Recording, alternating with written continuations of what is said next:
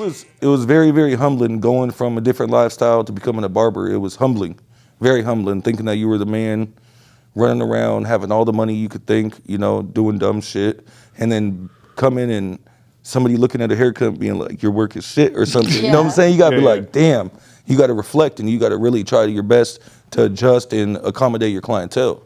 So what were you doing? Let's talk about that. What were you doing before barber school, like that life, whatever? You just selling in the streets. Ooh. Selling dope.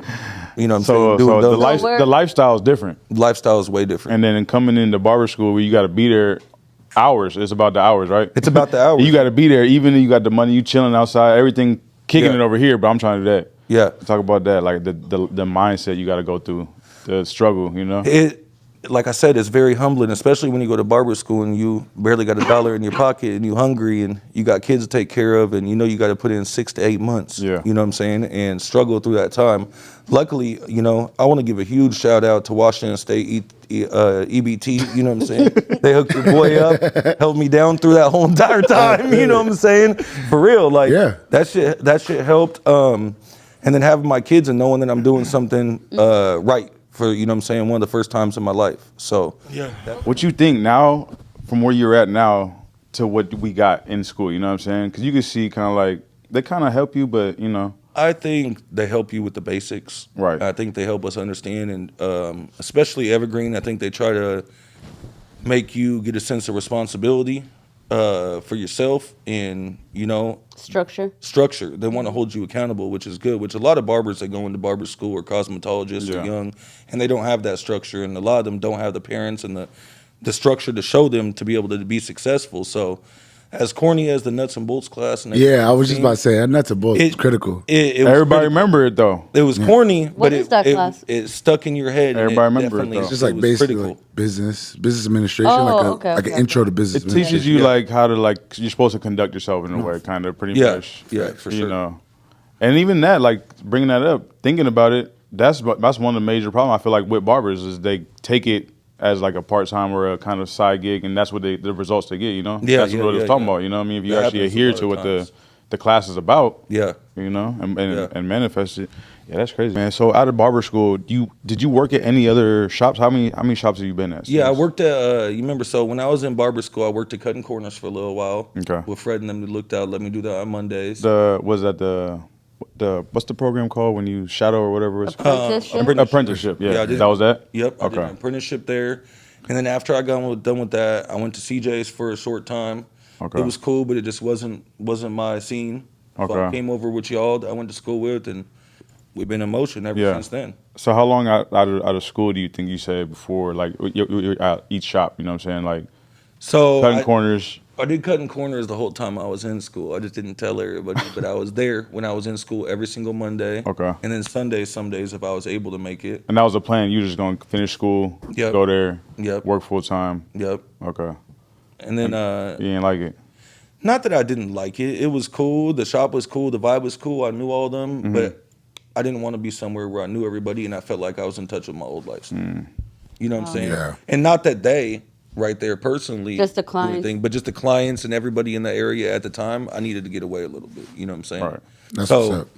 Linwood, you know what I'm saying? It's a little bit. It's far enough out the way, but it's still in reach. Right. Linwood was cool. I miss Linwood, man. Sometimes I still be thinking about. I'm like, man, us playing pool, talking shit every single day. Man. Barber money back then to me, because I didn't come from the hustling. That was a lot of money. You know what I'm saying? Barbering money at 22. 23, 3, 4, 500 a day. Right, that's a lot of money. So it's like coming from you wilding at that age, you know what I'm saying? Anybody, that's a lot of money, in my opinion, unless you were, born with a silver spoon. Right.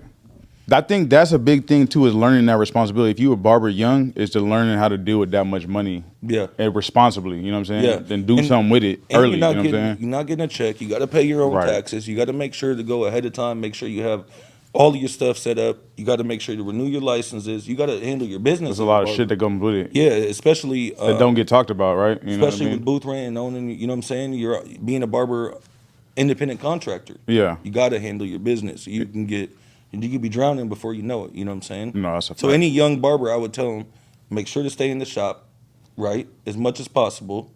Make sure to be dependable for your clients, and hold yourself accountable. You know what I'm saying? Yeah. You have to. Yeah. The biggest thing that I get that be funny to me is barbers, the ones that be complaining most times, the ones that be like, man, it's been slow, they don't be in the shop. At all. Right. Where you at, That's bro? a When someone Where walks you in, at? yeah, you ain't here. I'm not gonna. What do you want me to go find you? Hey, nah. Bro. I'm not the secretary. I got you. Right. Come on. Yeah. It's weird how that works out too. Because I had a guy the other day come inside and he's like, "Man, I've seen you every single time I've came in here." And the crazy part is, it was during the week when I was running around and doing a lot and moving, and I was just looking at him and I was like, in my head, he was a dude from Linwood. Mm-hmm. I didn't even see him ever in the Everett shop the whole entire time he's ever came. Dang. And I have good shop awareness. You know what I'm saying? I pay attention to everybody's clients and everything. So I'm wondering, like, this dude must have. He said he knew me from Linwood, but. This must have been his first time over here, but I was like, how do you know I'm always here? Yeah. I don't know if he check online or what, but he's like, you're always in here when I come here. Yeah, but they notice them things, right? Even them 9 o'clock people still, some of them people don't ever see anybody else in the shop ever. Mm-hmm. You know what I'm saying? Like, I have some guys that come in, would be like, hey, where you been at? He's like, bro, I've been here. You know what I'm saying? But he comes before everybody else gets there, so nobody gets to see him. So some people like that. They don't like to be in there with nobody in the shop. Them before hours and after hours are crucial for them people. Yeah. They like that. Now, what do you think about charging for that? I'm not saying necessarily you want to. Yeah. But I think that It's justified. It's justified. If But you're it's taking not- your extra time out of the day to stay after when you're supposed to be eating dinner and everything else, and to stay after so they have more time for you, but it is your business. So what about early? Early's a little different. Early's a little different in my opinion, just because I mean it could go that way as well, but staying late, I mean, you could be missing some stuff. Early, you're just waking up a little early. Earlier, yeah. So you taking time away from your family, dinner, everything else. Talk about, let's say, because what would you say? You got 11 years, 12 years now? How many 12. years? 12? Yep. Let's compare your first half to your second half of your career. You know what I'm saying? That first half, kind of Linwood. I think you were in Linwood for about 6 years. Yeah, about 5 or 6. Yeah, around there. Yep.